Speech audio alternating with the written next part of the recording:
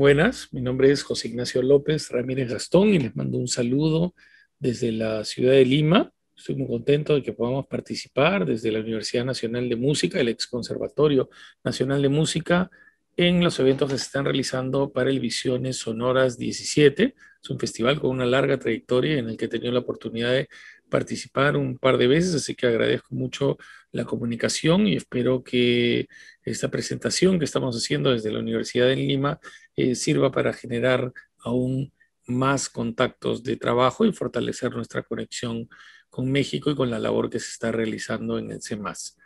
La presentación de hoy, como entrada a nuestra conversación sobre las cosas que van sucediendo un poco en la Universidad Nacional de Música en Lima, se llama Este futuro es otro futuro, desarrollo de la música electroacústica en la Universidad Nacional de Música 2017-2020.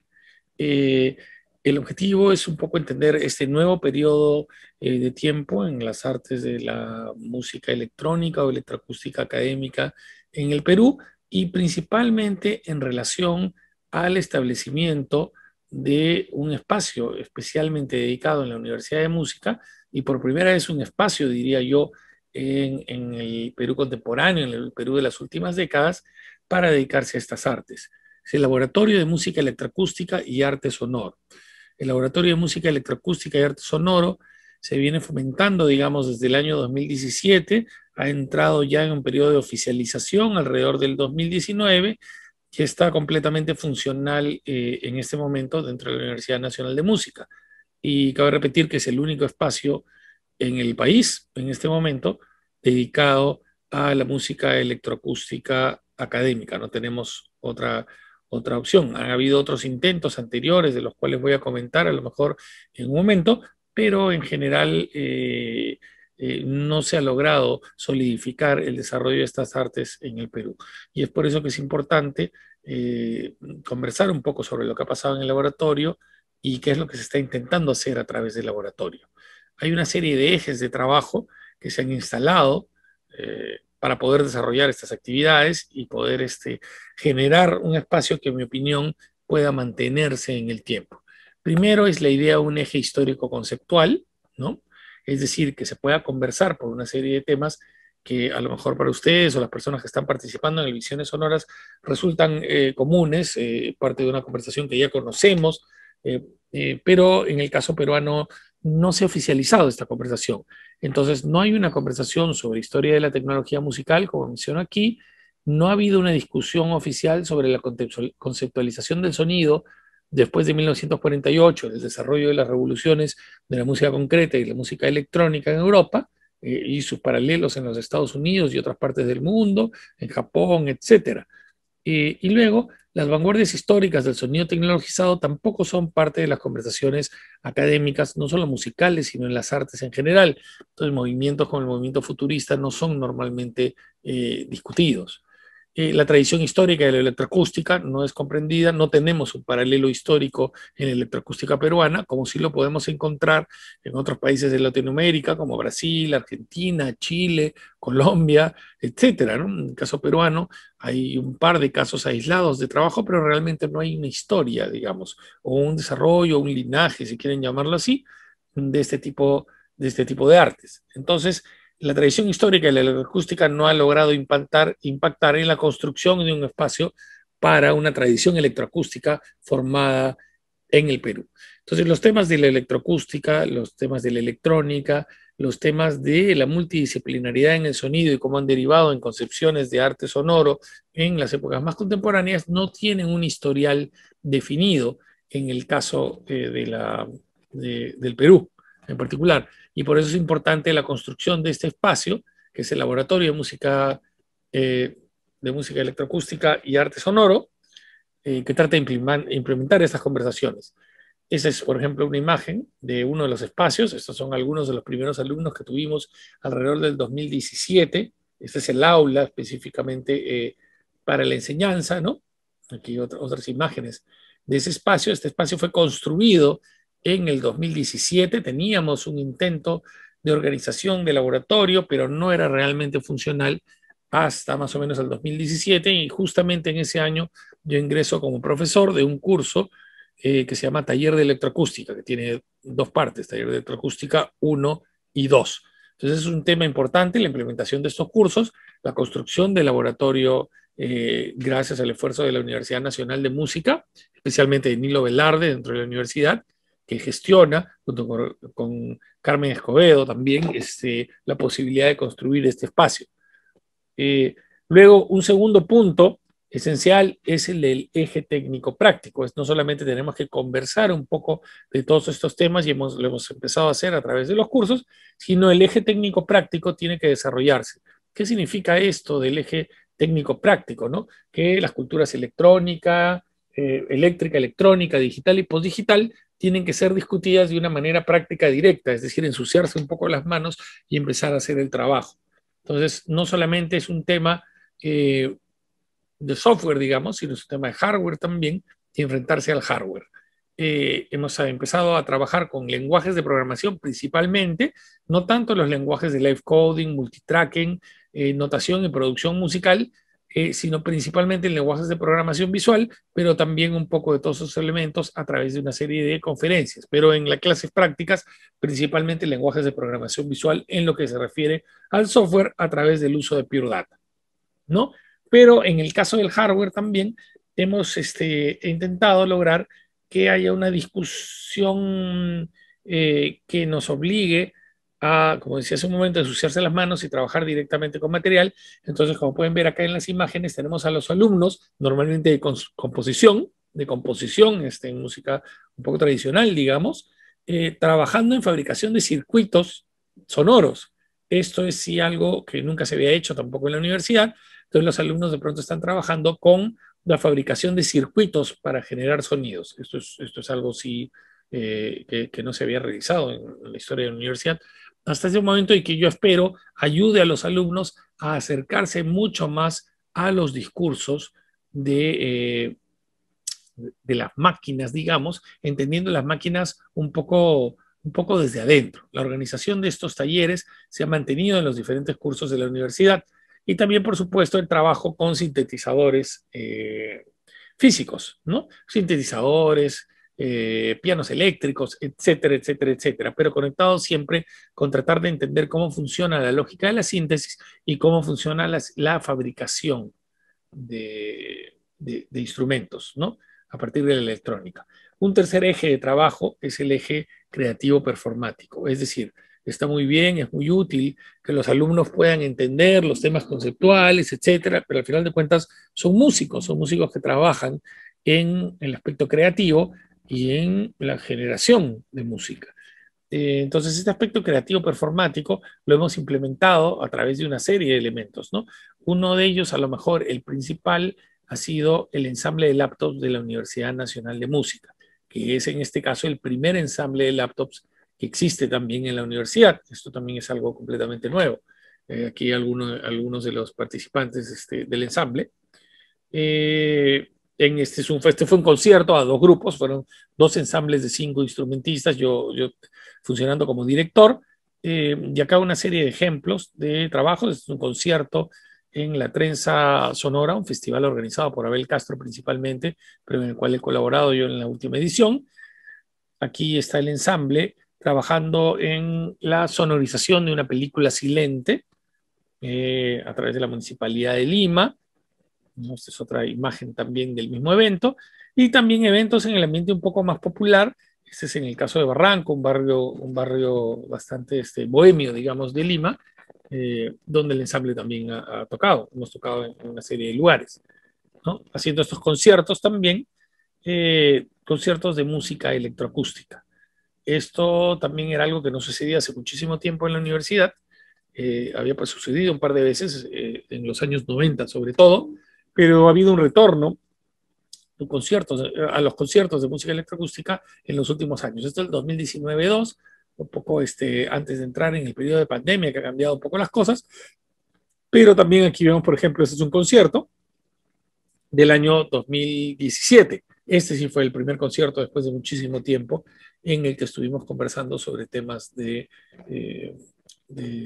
electroacústica, no solamente presentando piezas, sino conversando, como digo, y explicando un poco qué significaban estas cosas. Proyectamos también los patches de Pure Data que estaban siendo utilizados para las piezas y nos aseguramos de trabajar electroacústica con instrumentos tradicionales de uso común en la Universidad Nacional de Música, en el ex conservatorio, para lograr también un acercamiento al lenguaje a través de elementos que les pudieran ser más familiares a los alumnos de la universidad.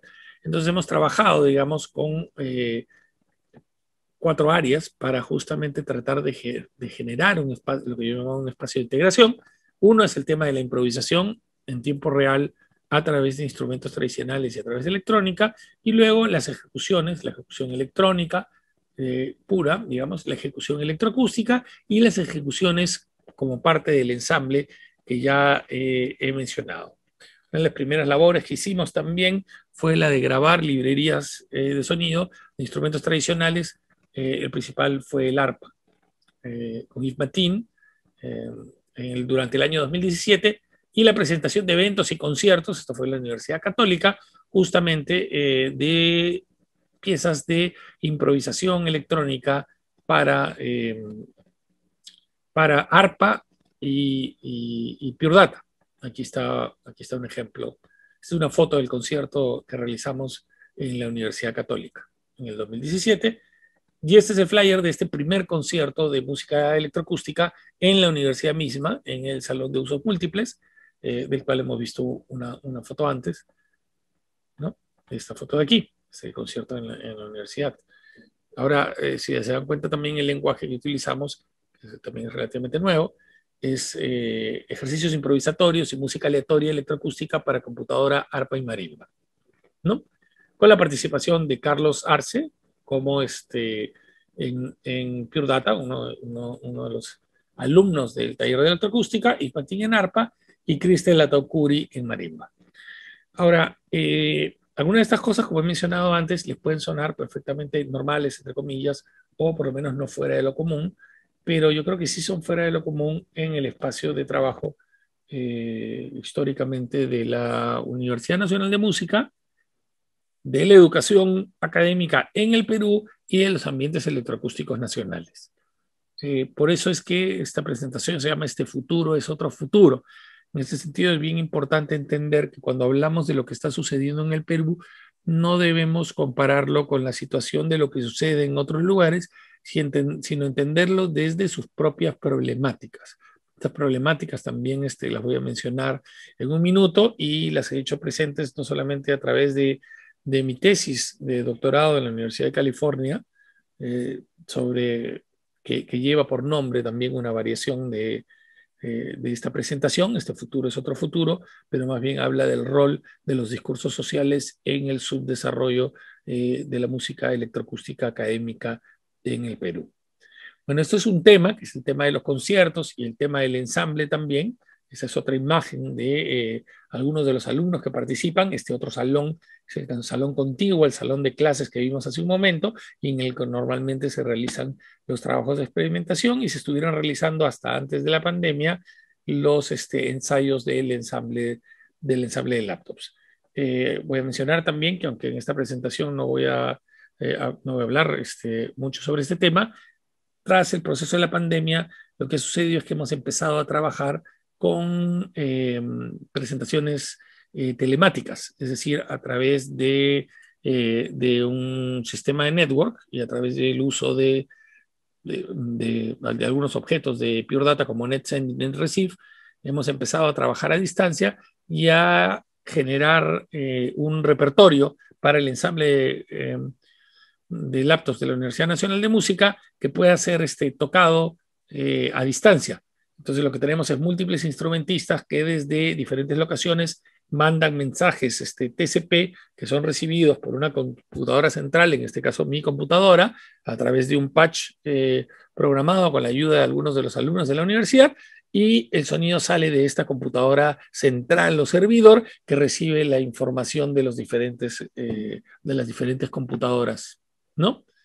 Entonces, ese es un trabajo bien interesante que hemos realizado, del cual, bueno, no voy a detallar ahora mucho. Para darles una idea de los espacios estos que he presentado, y que sí existe un antecedente también, pero que un poco mínimo, es en 1997 teníamos un laboratorio de electroacústica, que era este espacio de acá, en el cual contábamos con una computadora y un teclado. Esto no tuvo una duración muy larga tampoco. Y luego este espacio se convirtió en un espacio también de experimentación, pero que no estaba implementado de la forma apropiada para poder realizar ningún tipo de trabajo acústico ni electrónico realmente. Entonces, hasta que hemos llegado a este espacio, que es el espacio que ahora que les he enseñado hace un momento, que ya está poblado, digamos, en el cual tenemos laboratorio de experimentación, una pequeña cabina que está en la parte de atrás y esto que es el salón de clases que han visto hace un momento, ¿no? Es este espacio de aquí que tiene tres áreas de trabajo, una que es el aula, otra que está diseñada para ser el espacio de grabación, espacio de experimentación, pues estamos en el proceso de expandir este espacio, una pequeña cabina y dentro de este espacio de experimentación un sistema de 8 canales, ¿no? Que estamos esperando se pueda implementar de manera continua. Hay una imagen, pero esta no es una imagen muy eficiente, creo, del laboratorio, ¿no? Ahora, esto es desde el punto de vista del eje creativo conceptual. Ahora, hay algo que también tenemos que desarrollar y que es importante desarrollar, que es un eje de investigación e innovación. Esto significa que hay que profundizar un poco más y no simplemente enseñar o dar información que ya existe, sino que tenemos que empezar a generar un proceso transformativo y un proceso de información, digamos, de investigación profunda. Este proceso de investigación profunda lo venimos realizando a través de una serie de actividades. Una de ellas es la publicación y las conferencias, ¿no? Sobre este tipo de temas. He venido realizando yo este es un ejemplo de una presentación que hice en Brasil que se llama Interpolaciones discretas e incos electrónicos, sueños de nación y electroacústica en el Perú contemporáneo, que justamente discute estas problemáticas del subdesarrollo, digamos. Esa también fue una presentación que hice sobre el tema en Japón, en Nagoya, en el IMS 17, donde discutí también las problemáticas de este desarrollo y el resultado de investigación. Y el resultado de esta investigación también se ha publicado en un libro que se llama La Guardia Nueva, Visiones sobre la música electrónica en el Perú. Se publicó en el 2019. Antes de eso existieron otros trabajos. Esta es una línea participativa que presenté yo en una en una exhibición en la Galería Pancho Fierro en Perú sobre la historia del arte sonoro electrónico en el Perú, intentando generar algo que no se ha trabajado mucho, que tiene algunos ejemplos, pero que todavía necesita estar desarrollado, que es el generar una memoria de la historia que nos permita construir por sobre el trabajo que también ya se ha realizado, ¿no? También he realizado una serie de publicaciones de arte sonoro, de paisaje sonoro en otras universidades, como ¿no? estos discos de arte sonoro que se han venido publicando por varios años, que se publicaron en la Pontificia Universidad Católica, pero ahora en el espacio específico de la Universidad Nacional de Música han aparecido otras posibilidades de publicación de audio sonoro, como es el caso del primer disco de música electroacústica y arte sonoro del laboratorio, publicado el año 2020. Este también es un paso histórico importante. No teníamos ningún disco, digamos, de una generación de compositores en el momento en el cual se desarrolla. Han habido varios trabajos de intento de construir una memoria de las cosas que se hicieron a través de la publicación de discos, como el trabajo importante de José Sosaya del Conservatorio Nacional de Música, ahora Universidad Nacional de Música, que durante los años 90 estuvo trabajando en la construcción de espacios para estos discursos y que realizó una serie de piezas que no fueron publicadas en su momento. Y justamente este es el tema importante a mencionar. No fueron publicadas y han sido recién publicadas en los últimos 2 años. Lo mismo pasó con el trabajo de Arturo Ruiz del Pozo, muy importante, que no fue publicado en su momento y que recién ahora se le ha intentado prestar un poco de atención. Lo mismo pasó, eso sí pasó hace varios años, que se recuperó el trabajo de César Bolaños, que en su momento realmente no había tenido la respuesta que debió haber tenido. Ese trabajo sí ha sido complementado bastante bien y se han hecho publicaciones del trabajo musical de César Bolaños.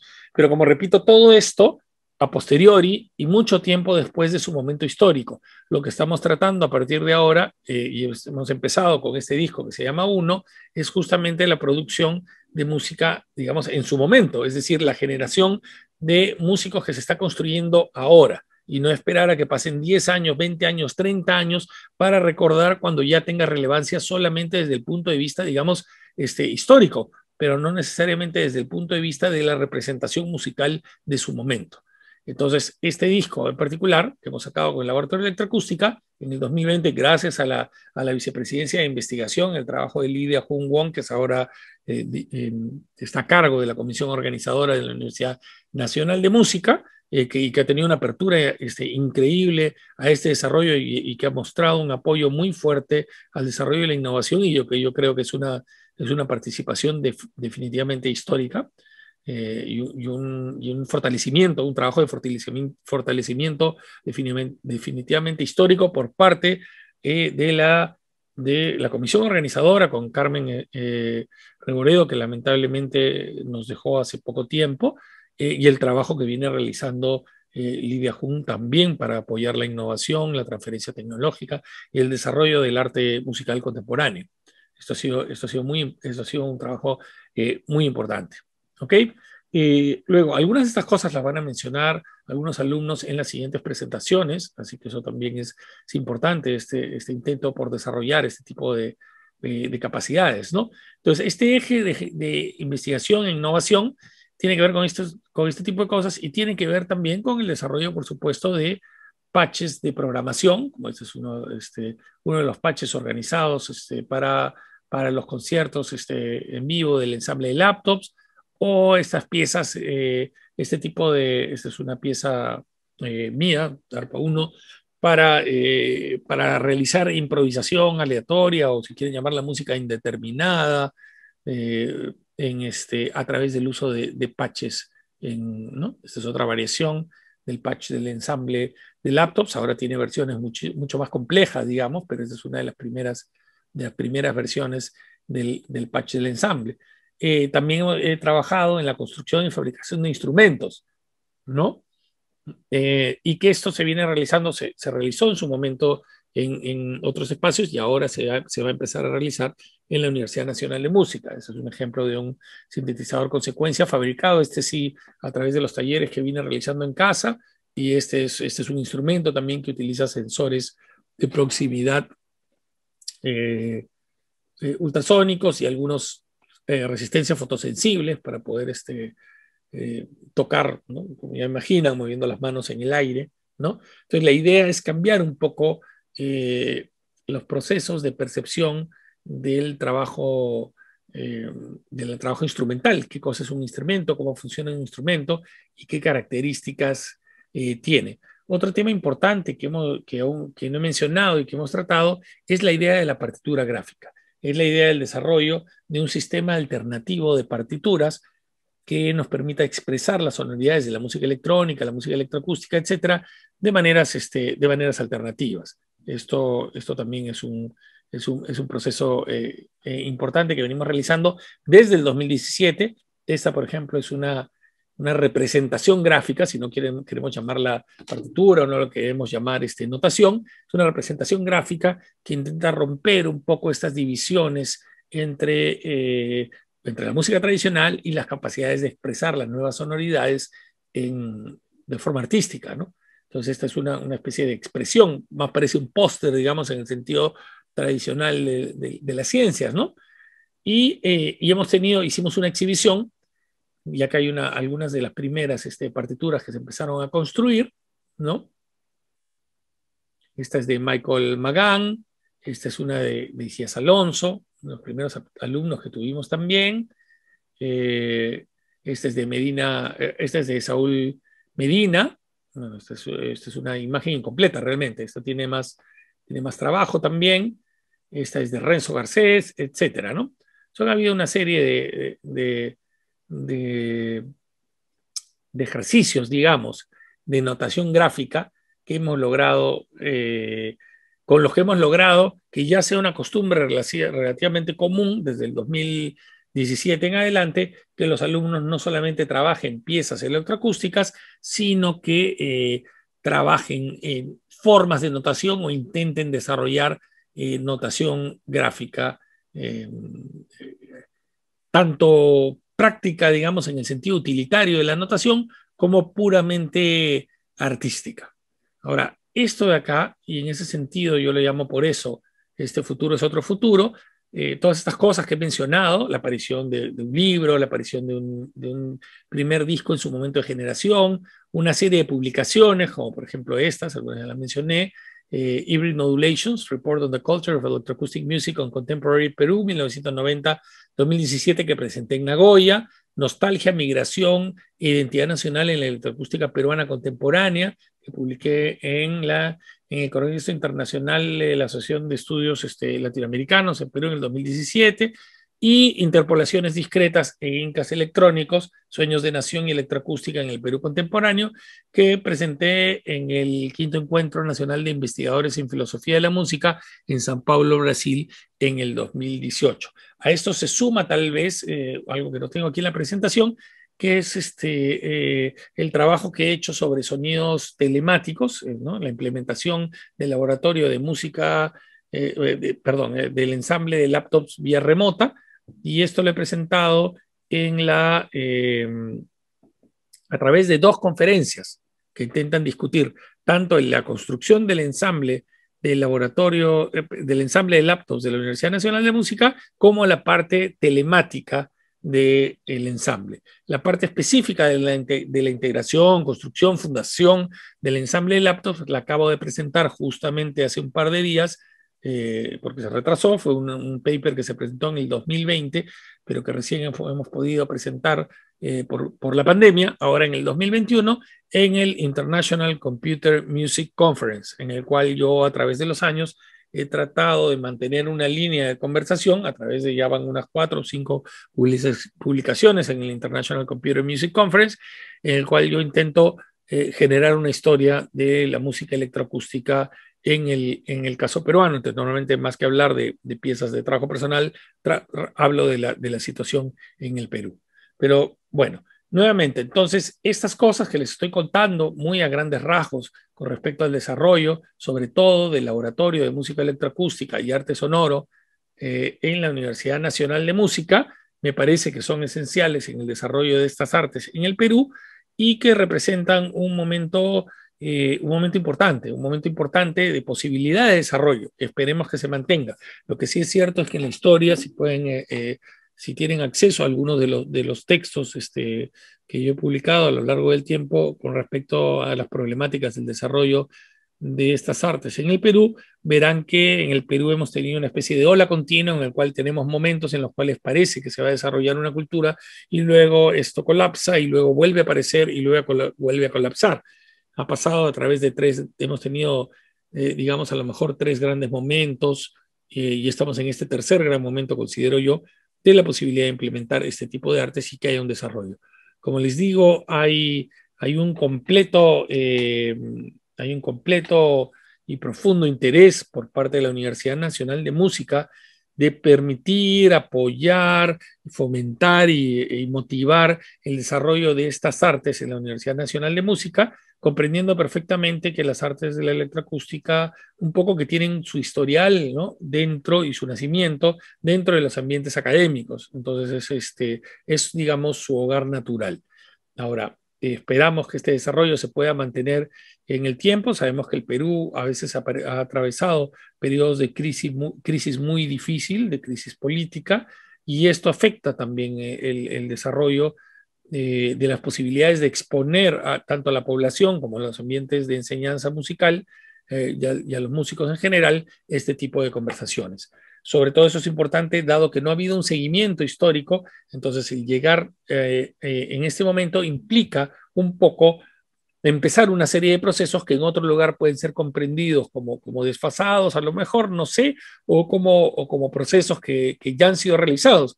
Pero como les digo, lo importante en el Perú es que nuestro futuro es otro futuro, nuestras esperanzas son otras, nuestro desarrollo es otro, y eso es una fuente de fuerte motivación para el trabajo que venimos realizando en la Universidad Nacional de Música a través del laboratorio y a través de la Dirección de Innovación y Transferencia Tecnológica. Bueno, muchísimas gracias por escucharme. Todos estos temas yo sé que necesitan una explicación más profunda, pero esto espero que sirva a otros entornos fuera del entorno nacional para comprender nuestra situación, qué es lo que está pasando en este momento y nuestras ganas y nuestro interés en desarrollar estas artes y en participar en una conversación internacional. Un fuerte abrazo y un gran saludo para la gente de Visiones Sonoras este año.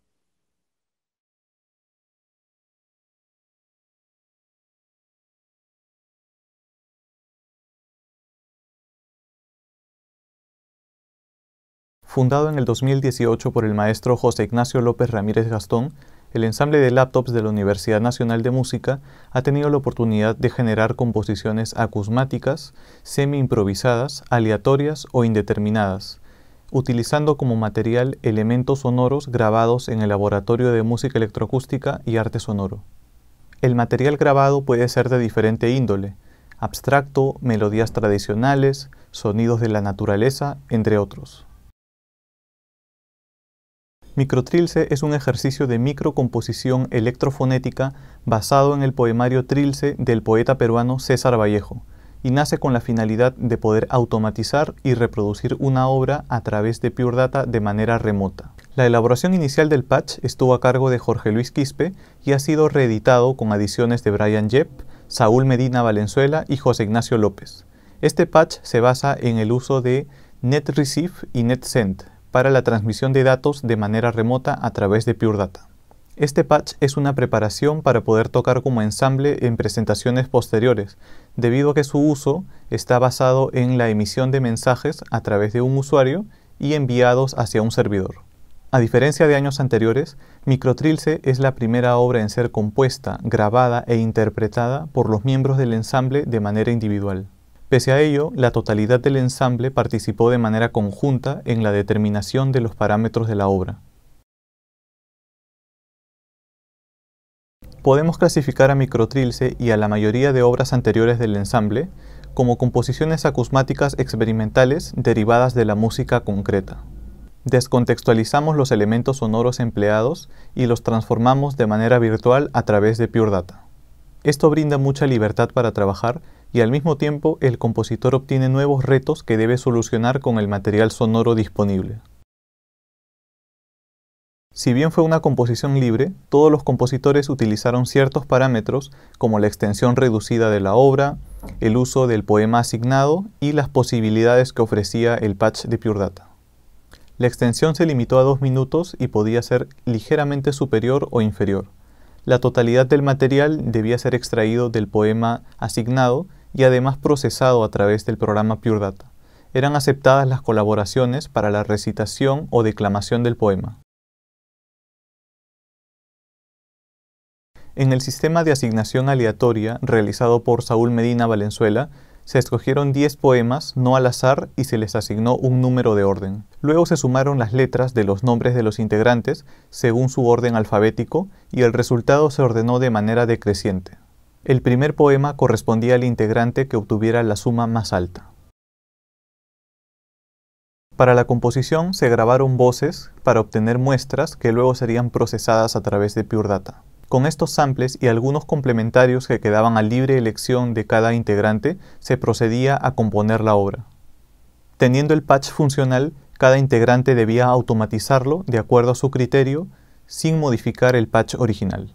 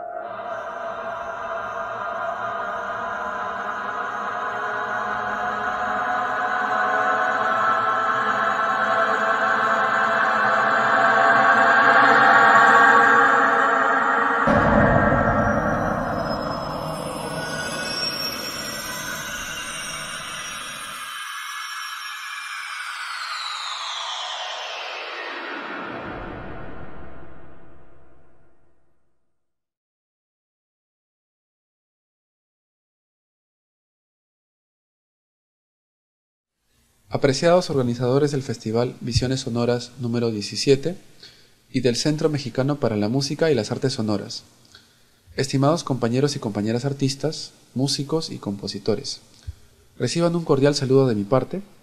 Mi nombre es Brian Jeff Valencia. Soy originario de Lima, Perú, y actualmente curso el 9º ciclo de la especialidad de composición en la Universidad Nacional de Música. A continuación expondré mi proyecto de investigación titulado Pure Data en el Conservatorio, análisis morfológico, tecnológico y artístico de El filo errante del compositor José Ignacio López Ramírez Gastón, en 2020. Antes de abordar la obra, primero quisiera hablar un poco de la parte histórica y la situación de la música electroacústica en el Perú, sobre todo en los entornos académicos. Existieron dos grandes iniciativas en la historia peruana por incorporar la práctica de música electroacústica y tecnologizada en los ambientes de música académica tradicional y en los círculos de composición peruanos. Estos se dieron aproximadamente en la década de 1960 y 1990 respectivamente.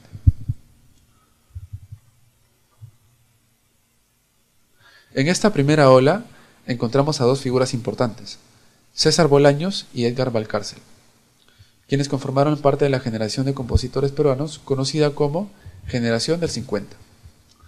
Ambos estudiaron en el entonces Conservatorio Nacional de Música y después en el Centro Latinoamericano de Altos Estudios Musicales, Torcuato de Itela, en Buenos Aires. Se dice de estos dos compositores que fueron los pioneros en el desarrollo de la música electroacústica en el Perú. Sin embargo, y como veremos más adelante, no existió realmente tal desarrollo. Una segunda ola dio lugar en la década de 1990 con figuras importantes de la música académica nacional, como Américo Valencia, Fernando De Lucchi, José Sosaya, Rafael Junchaya y Gilles Mercier.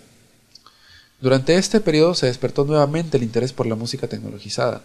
Se hicieron varias propuestas en el conservatorio para impulsar estas prácticas, aunque muchas de ellas quedaron en el olvido. Los compositores que persiguieron sus intereses por la música electroacústica tuvieron que hacerlo fuera del Perú, al igual que los compositores de la primera ola. Es claro entonces que no ha existido hasta ahora un desarrollo de la música electroacústica en el Perú, una cultura de la música tecnologizada. Sin embargo, a partir de la última década se pueden encontrar varios hitos importantes, de los cuales me centraré en los que se dieron en el entorno del Conservatorio Nacional de Música, hoy Universidad Nacional de Música. Entre ellos están la remodelación y reinauguración del Laboratorio de Música Electroacústica y Arte Sonoro, la reinvención de los cursos de Tecnología Aplicada a la Música 1 y 2 y Taller de Música Electroacústica 1 y 2, la incorporación de una obra electroacústica en el 8º semestre de la currícula de la especialidad de composición, la formación del ensamble de laptops de la UNM y la producción discográfica 1.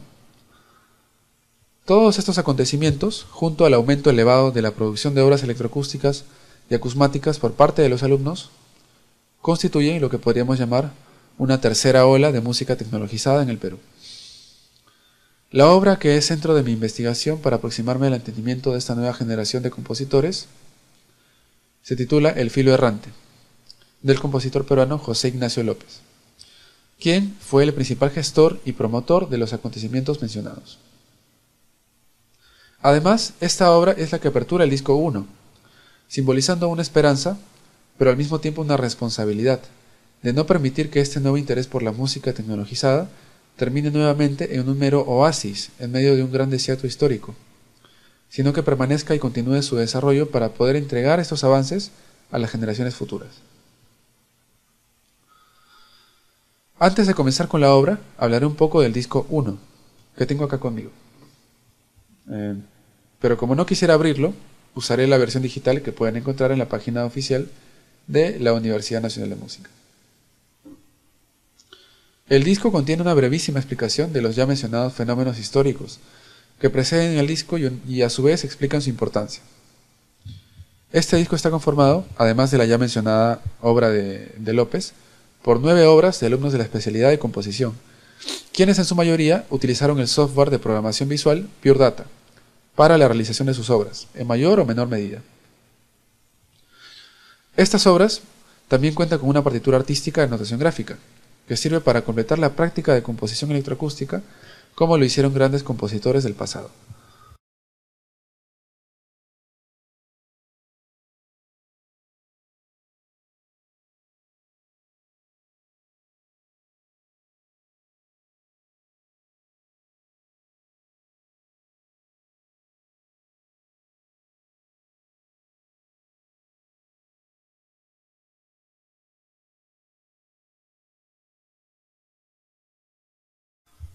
Regresando a El filo errante, según la descripción del propio compositor, un esmeril nómada vuela las sonoridades de una lima que viene y se va, representando los mundos de una mecánica sonora, imprevista y móvil.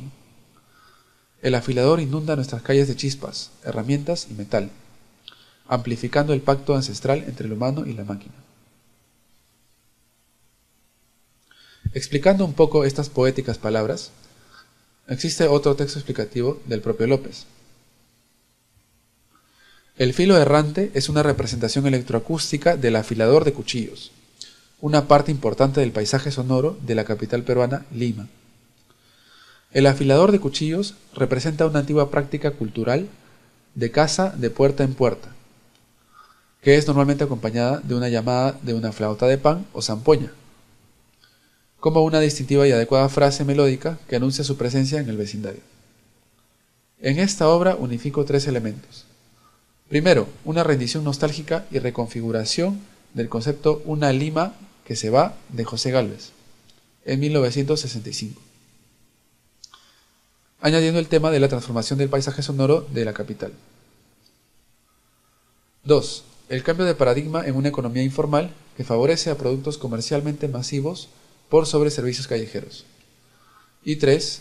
El rol de la estética musical, prácticas e instrumentación en la representación aural de los contextos culturales.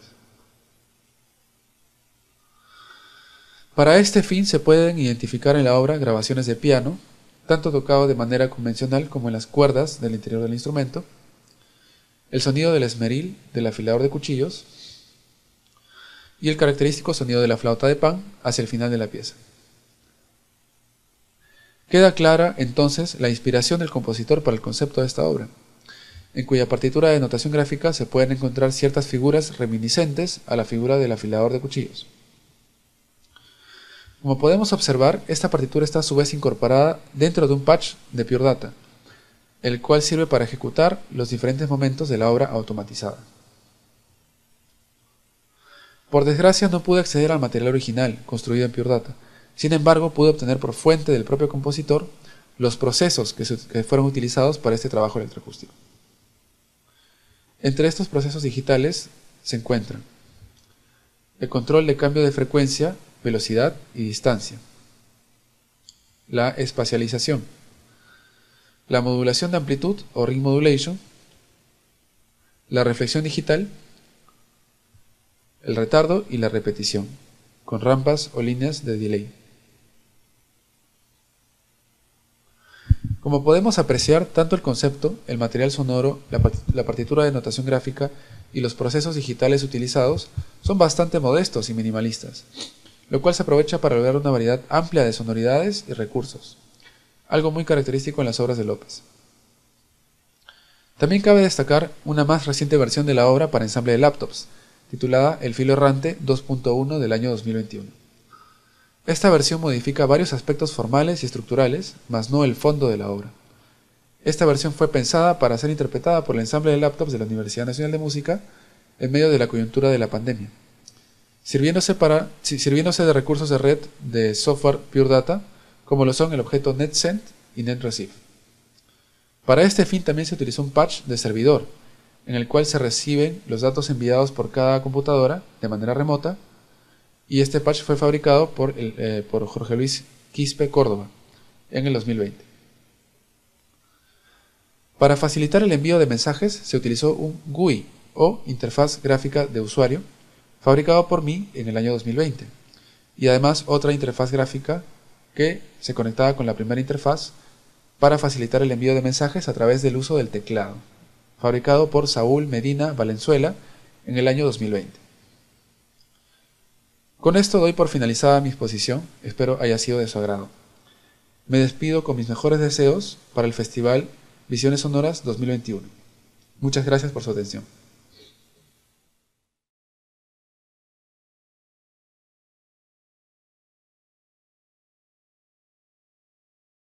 Un cordial saludo a cada uno de ustedes.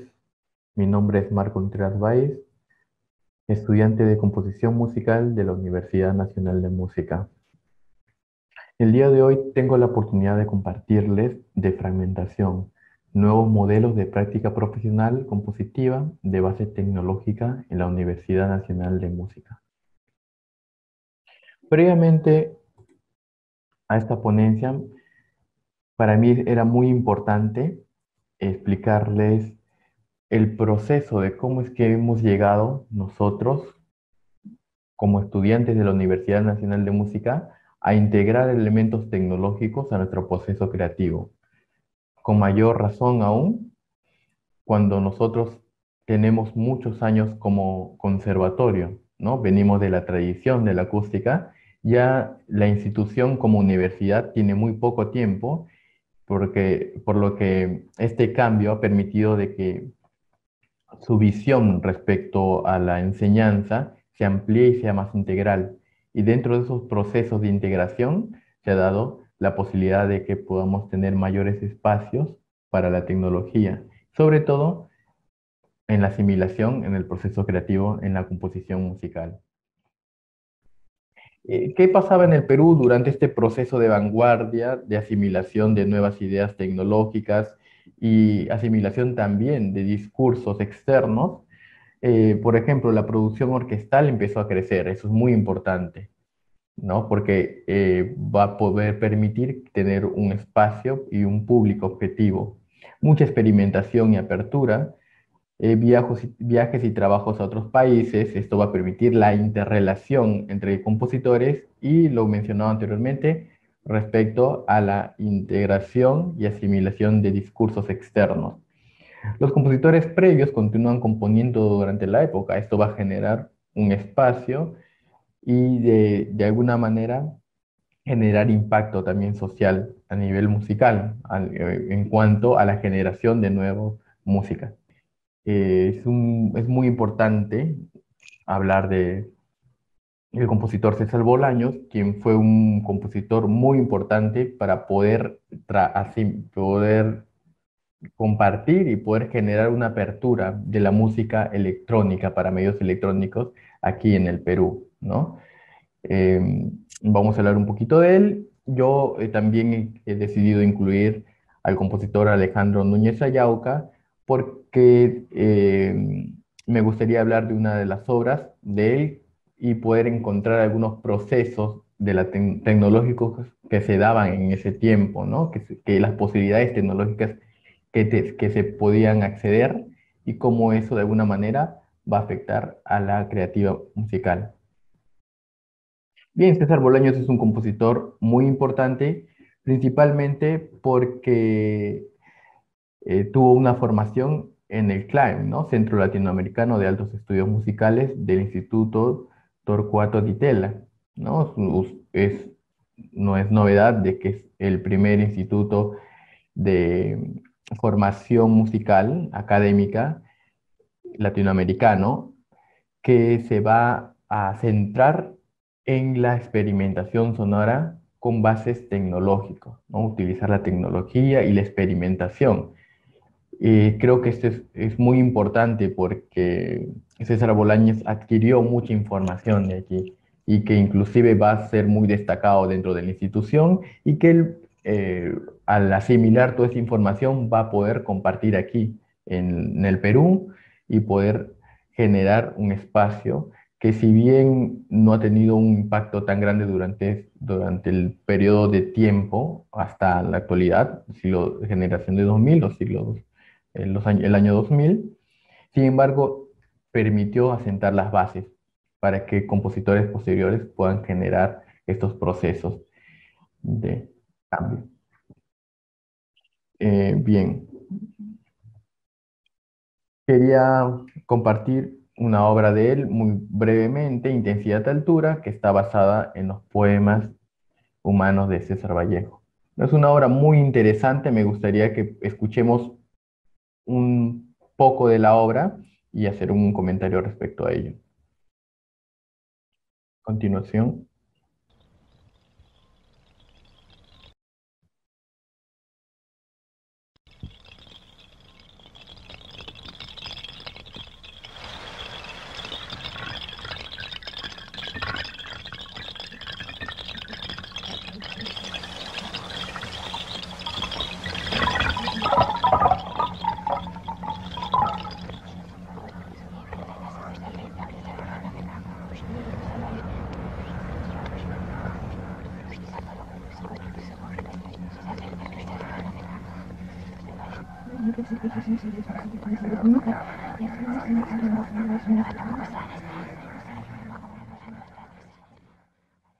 Es una obra muy, muy interesante y aquí me he dado la libertad de copiar algunas palabras del compositor cuando referente a esta obra, ¿no? Él dice, la primera cuarteta lo grabo, ¿no?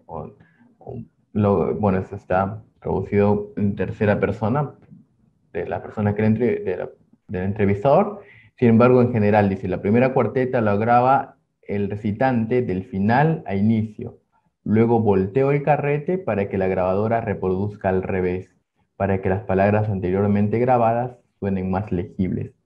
Después, el mismo recitante graba el resto del poema. Es muy interesante cómo eh, llegar a este proceso en donde, de acuerdo a las limitaciones también que uno eh, tiene que buscar de manera astuta, diría yo, generar un lenguaje propio, ¿no? A través de la tecnología. Más adelante menciona, por ejemplo, otras fuentes que utiliza en la obra es el platillo, las cañitas chinas, entre otros instrumentos, y sonidos que van a ser modificados con el mismo procedimiento, además de la velocidad variable y otros trucos que los medios electrónicos y grabadoras permitían en 1964. Esta obra también es importante porque es la primera obra que fue grabada en el CLAM, ¿no? De este perfil. Por otro lado, tenemos, por ejemplo, Gravitación Humana también, ¿no? De Núñez Ayauca, en donde voy a poner unos segundos para que podamos escuchar también.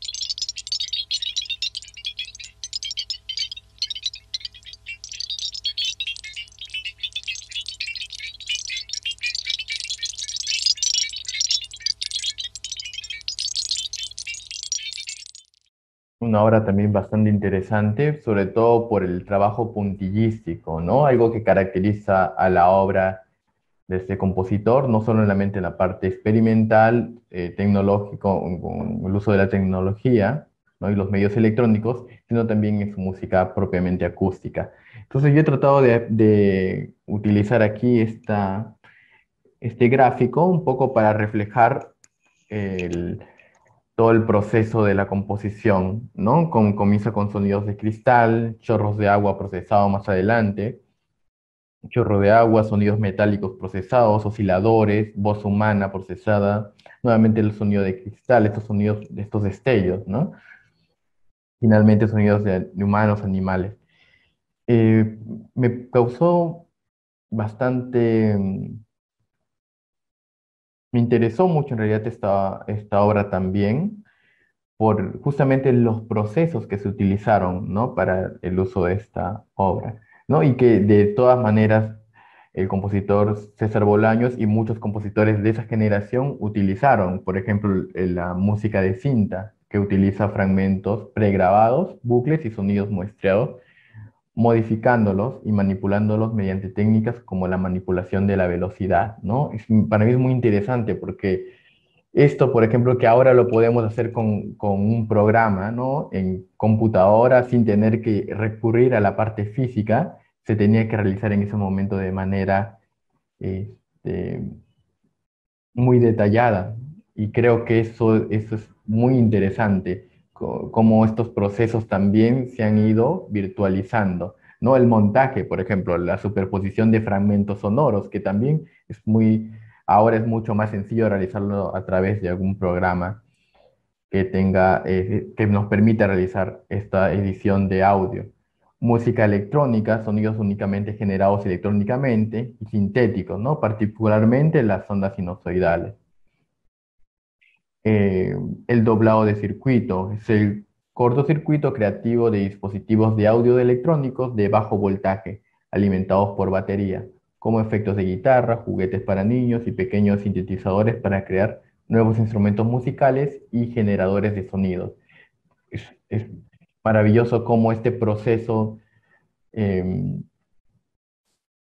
que en su momento era, digamos, se requería tiempo para poder realizarlo, ahora nosotros tenemos la posibilidad de poder hacerlo de manera más rápida. Esta rapidez y tener las posibilidades de los medios, de los medios para poder realizarlo, la computadora, que es uno de ellos, por ejemplo, nos permite no solo hacer eso, sino obtener más posibilidades que la propia acústica no nos permite tener, ¿no?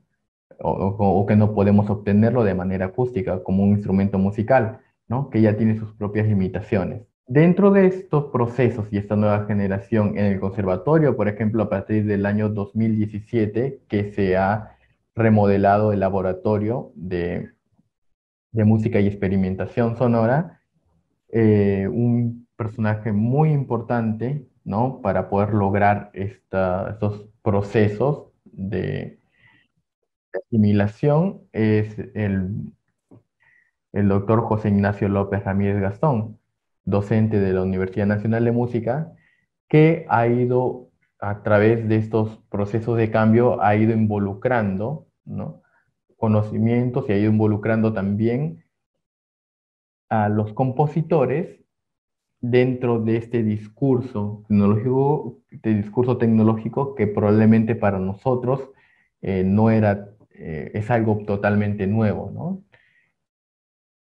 Por lo mencionado anteriormente, la Universidad Nacional de Música viene de una tradición de conservatorio acústico. Entonces, encontrarnos con estos procesos ha podido que nosotros no solamente ampliemos nuestra visión eh, en la parte creativa, sino y tengamos más posibilidades para materializar y generar discursos musicales, sino que de alguna manera ha permitido que tener resultados materiales, como lo que estamos viendo ahora, ¿no? Es una cicleta, que es una obra del compositor Michael Magán, Tenebris, Diego Berrospi, Meditaciones, Carlos Soria, Tiempo, Isías Alonso, el filo errante del docente mencionado anteriormente, José Ignacio López, Ícaros, Fiestas de Sangre, por ejemplo, que también es una obra que de alguna manera, si nosotros vemos la partitura, es interesante cómo hay una, yo diría, conexión, relación entre el pensamiento tradicional, ¿no? De escribir en una partitura, ¿no? Pensando como si fuese una orquesta o una agrupación, música de cámara, ensamble, pero lo que vamos a tener es un resultado totalmente virtual, tecnológico, ¿no? Sonido virtual, y que no, obviamente no está escrito para instrumentos acústicos, pero ya el pensamiento de cómo escribir es muy interesante. Bien, he querido compartir también aquí algunas de las imágenes de los cursos, creación de circuitos, por ejemplo, en la universidad, y cómo esto ha podido asimilarse por cada uno de los estudiantes de composición. También tenemos algunos ejemplos y algunos resultados en conciertos, ¿no? Variados, que han permitido que poco a poco nos vayamos consolidando y podamos ir difundiendo este tipo de propuestas musicales. El día de hoy, justamente, quería terminar después de haber hablado de todo este panorama que para mí era muy importante. Justamente esa era mi intención, que ustedes, compartir con cada uno de ustedes el panorama de cómo es que nosotros, estudiantes de composición, hemos podido llegar a asimilar este proceso tecnológico y poder materializarlo, como lo que vamos a ver el día de hoy, de fragmentación, peronizaciones sonoras, ¿no? Esta obra lo que busca reflejar es la identidad de integración nacional. ¿Por qué identidad por qué integración nacional? Pues el Perú, eh, digamos, de manera muy general, si bien es un país muy rico en la diversidad cultural, justamente la diversidad hace que de alguna manera internamente como sociedad estemos diferenciados, ¿no? Y eso es muy importante, si es que lo hablamos de una manera general, la costa, la sierra y la selva. Entonces, cada región está identificada no solamente por las costumbres, sino también eso va a involucrar la parte musical. Qué es lo que hemos querido hacer nosotros? Es, eh, a través de nuestro discurso musical, reflejar cada región y de esta manera generar una obra que integre a estas tres regiones para poder generar una sola idea de el Perú, se refleja en desfragmentación, peronizaciones sonoras. En esta obra hemos utilizado algunos elementos característicos, por ejemplo, de la costa, que es el uso de la guitarra, el toque de la marinera. Por allí ahí vamos a encontrar algunos sonidos del tondero, que es una eh, danza de la costa del Perú, y que se caracteriza por una pequeña melodía que por allí estoy seguro que los van a poder reconocer. También vamos a encontrar en la sierra el uso del charango, el sonido del charango a través, obviamente, de procesos que van a permitir generar una idea em, del color, del timbre de esta zona en específico. Y en la parte de la sierra hemos decidido orientarnos por la parte del ícaro, que son los cantos em, chamánicos que se realizan en la región de la selva del Perú para los rituales de sanación.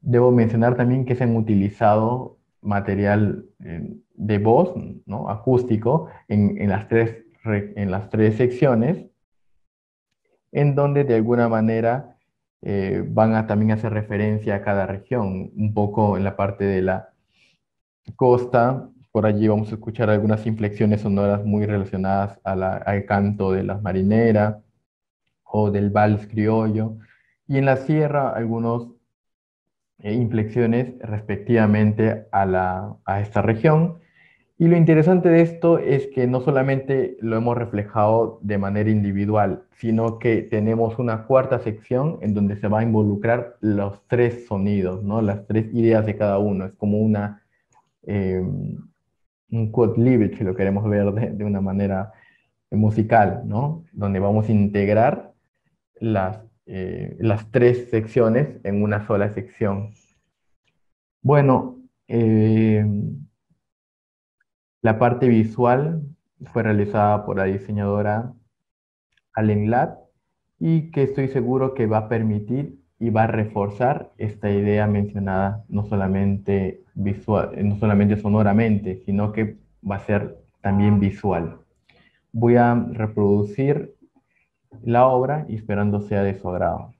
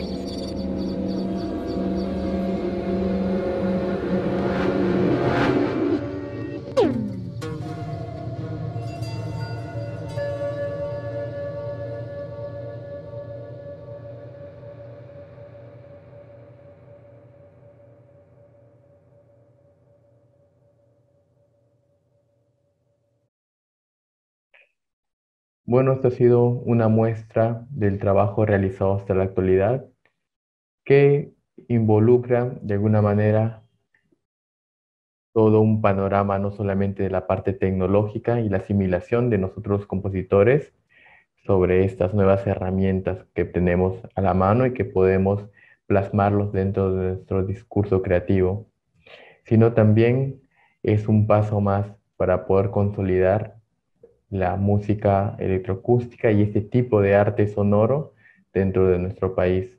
Esperamos haya sido de su agrado y teniendo siempre la esperanza de poder seguir compartiendo y difundiendo con cada uno de ustedes el trabajo que venimos realizando en la universidad.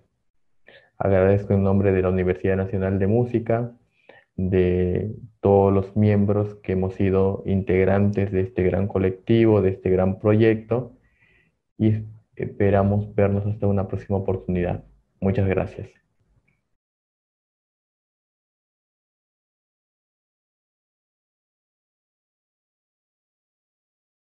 Hola, mi nombre es Carlos Eduardo Racetort, egresado de la Universidad Nacional de Música del Perú y actualmente cursando una maestría en composición musical con nuevas tecnologías de la Universidad Internacional de La Rioja en España, una maestría virtual. En esta ocasión quiero contar mi experiencia en el curso de taller de música electroacústica impartido en el 2017 por el profesor José Ignacio López Ramírez Gastón en la misma Universidad Nacional de Música. En este taller los alumnos aprendimos temas de cableado, de circuitos, temas de difusión octofónica, cuadrafónica, el uso de programas de postproducción, DAWs, pero sobre todo hicimos un acercamiento al entorno de programación Pure Data. Y esto es algo que resultó revelador para mí, porque yo no me había topado con ningún programa similar o no sabía que habían programas que podían hacer ese tipo de cosas. Y a mí me ha servido mucho hasta el día de hoy para crear mi propio material sonoro para mis composiciones. Yo soy egresado de la especialidad de composición y en general los alumnos que estuvieron en el 2017 en el taller no solo son de composición, sino también eran instrumentistas. Entonces, para mí, el taller de música electroacústica es un pionero, digamos, en la Universidad Nacional de Música y en el Perú en general, de difusión, digamos, divulgación de ese tipo de programas, ese tipo de herramientas tecnológicas que tenemos a la mano y que a veces pueden resultar un poco lejanas o extrañas, ¿no? Cuando poco a poco todo se puede ir aprendiendo. Entonces, como proyecto final de este curso, yo hice un estudio para arpa y electroacústica para soporte fijo, es decir, una pieza de música acusmática a modo de ejercicio para explorar un poco estas herramientas que brinda Pure Data de una manera básica, ¿no? Y entonces voy a empezar explicando, ¿no? Que este es el patch, ¿no? Este es el patch que genera toda la música. En un momento voy a pasar a explicarlo a mayor detalle, pero primero quería pasar a la partitura que yo hice de esta pieza. Creo que me va a ayudar a explicar un poco mejor el concepto. Yo quería ser muy ordenado en esta pieza para, digamos, no complicarme mucho, y por eso la dividí en 4 partes, a las cuales nombré con términos en alemán un poco inspirado en la música que empecé a escuchar en ese tiempo, en el 2017, Stockhausen, ¿no? La música electroacústica, Cantar de los Adolescentes, ¿no? Entonces, un poco siguiendo esa línea es que nombré estas pequeñas secciones, ¿no? Wildnis, que significa digamos, desierto, Fallen, que significa otoño, Stadt, que significa ciudad, y Keller, que significa sótano. Un poco, para mí, sonoridades que evocaban estos escenarios, ¿no? esos ambientes. Entonces, la pieza, como vemos en esta partitura de notación gráfica, digamos, es de ejecución aproximada, digamos, se mide por segundos, no por compases, y la notación gráfica tiene estos símbolos, estos pequeños dibujos que un poco describen en imagen, ¿no?, la sonoridad del arpa, de las muestras de arpa, pregrabadas, claro. Lo que hicimos en este taller fue que mi compañera Yves Matan, también peruana, arpista, que también estaba, digamos, cursando el taller de música electroacústica, grabó estas muestras para que yo pueda procesarlas en Pure Data, y acá justo lo que estoy explicando es cómo lucen, digamos, esas muestras sonoramente. Acá, por ejemplo, tenemos un bisbigliando en el primer compás, ¿no?, que se extiende, un glissando, tenemos tocar digamos, en la tabla del arpa, ¿no?, la madera del arpa. De ahí tenemos técnicas extendidas como ubicar una hoja de papel, ¿no?, entre las cuerdas, y así una variedad de procedimientos que hagan que la sonoridad del arpa se explote al máximo, ¿no? Entonces, en el minuto 1, por ejemplo, tenemos armónicos, en el segundo 55 tenemos notas desafinadas, ¿no?, del arpa. De ahí cuerdas desafinadas. De ahí tenemos glissandos con la uña, clusters en el 1,50, aplaudir digamos, con las cuerdas entre las palmas de la mano, y una pequeña improvisación hacia el final, ¿no? Una pequeña improvisación, un poco de ruido, ¿no? Entonces, en base a todos estos samples, yo, digamos, hice mi patch y los organicé de una manera bien ordenada, sistemática, para no perderme dentro del mar que es Pure Data, ¿no? Entonces, este patch funciona de la siguiente manera. Todo empieza aquí, en el load bank. Cuando se abre el patch, automáticamente se abre la ventana de búsqueda, ¿no?, de los documentos. Entonces yo, por ejemplo, aquí yo voy a seleccionar un sample grande de 8 minutos que contienen dentro de esos 8 minutos todos los pequeños extractos grabados por la arpista, ¿no? Entonces, de ese modo, ese gran sample de 8 minutos se divide en pequeños samples. Entonces, por ejemplo, esos pequeños samples se ubican cada cierta cantidad de segundos, ¿no?, para tener una separación entre extracto y extracto.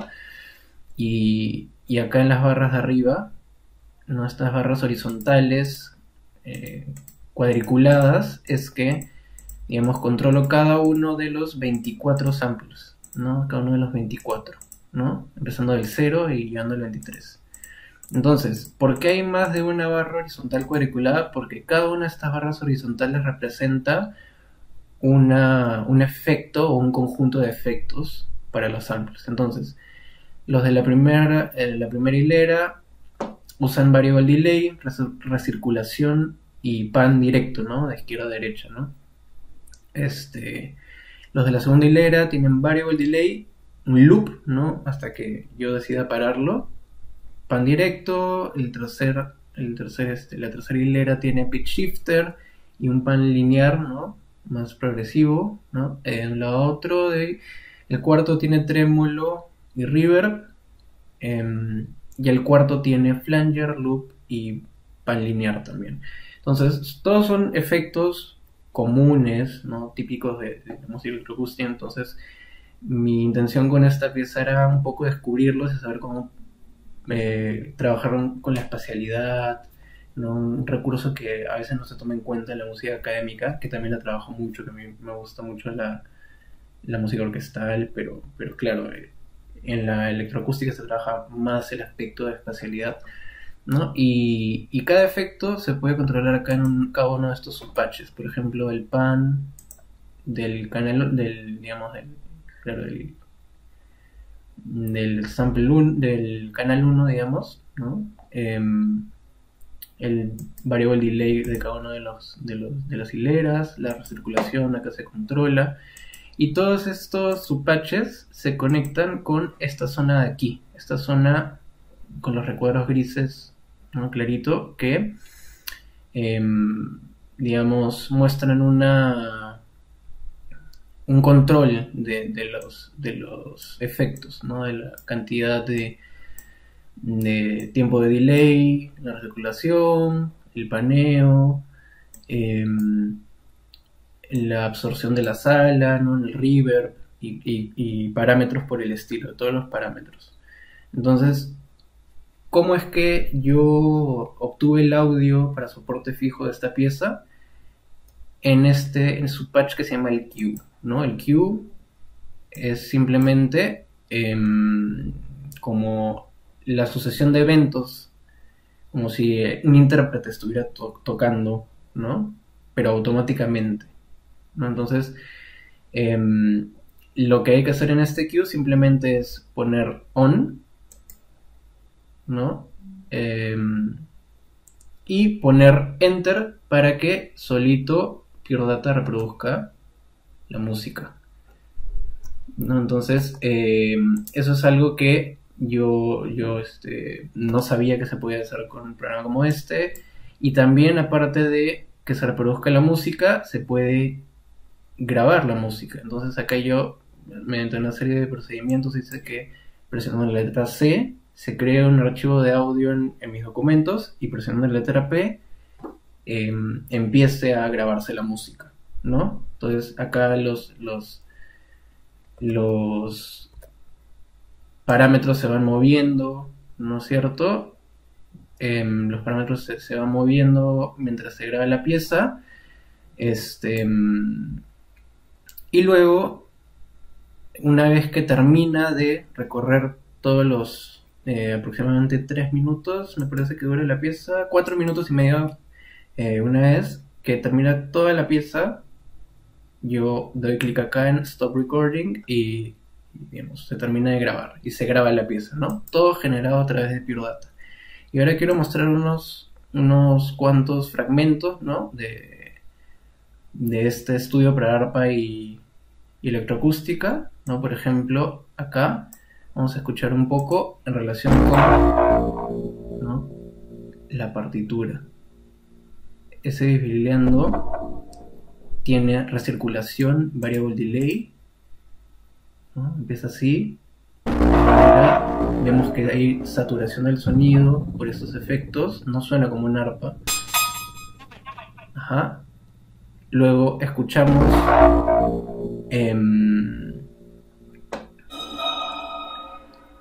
como el sonido de tocar con la uña, ¿no? Se queda ahí en el efecto freeze y se queda ahí como una especie de hilo, ¿no? Que da unidad un poco en la obra.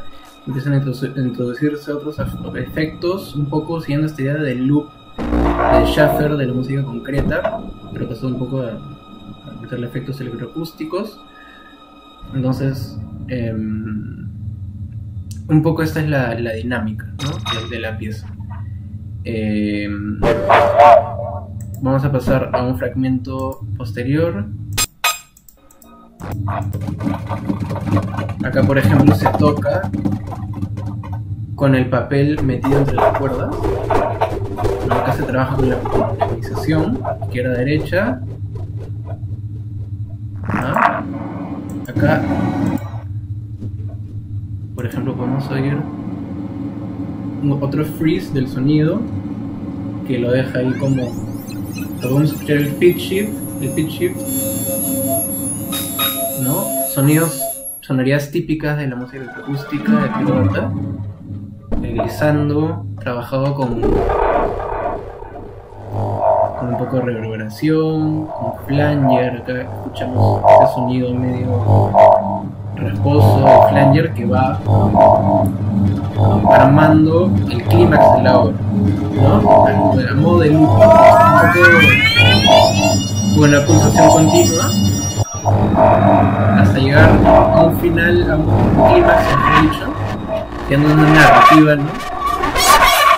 Muy saturada y como si fuera un grito, pero este grito aparente es tan solo un arpa que ha sido procesada con efectos. Podemos escuchar una especie de coda y le da una especie de forma de narrativa, y acá termina con un golpe sorpresivo, ¿no? Entonces, ese es un poco el estudio para arpa y electroacústica que he compuesto en el 2017.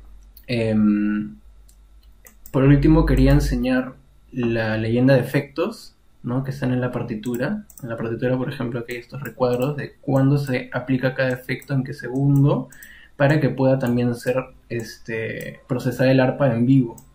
O sea, también se piensa no como obra para soporte fijo, sino para que estos efectos se puedan ir reproduciendo por un intérprete, una computadora, en vivo, mientras el arpa va tocando. Se difundan tal vez con diferentes espacializaciones, cuadrafonía, octofonía.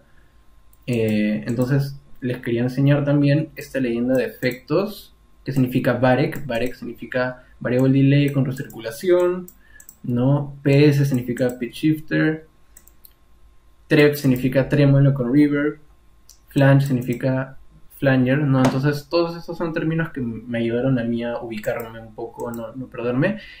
Y digamos, cada efecto, para terminar esta explicación de la pieza, cada efecto lo he medido, digamos, en 2 o 3 intensidades. El flanger puede ser soft, suave, medium, medio y hard, mucho flanger. El trémolo puede ser corto, largo, ¿no? Digamos un trémolo más pronunciado, menos pronunciado, un variable delay, la recirculación más corta o más larga, ¿no? Y el paneo más rápido, más lento, aleatorio. Entonces, un poco así es como funciona el patch, cómo funciona la partitura, y cómo han funcionado estas muestras de arpa que terminaron sonando como cualquier otra cosa que no es arpa, ¿no? Eso es algo que a mí me interesó mucho, y estoy seguro que varios de los alumnos en conservatorios o en distintas universidades de música no conocen, y digamos es una herramienta muy, muy interesante y muy versátil para crear todo tipo de sonoridades desde cero. Entonces, esa sería mi explicación sobre mi estudio para arpa y electroacústica. Muchas gracias por la atención.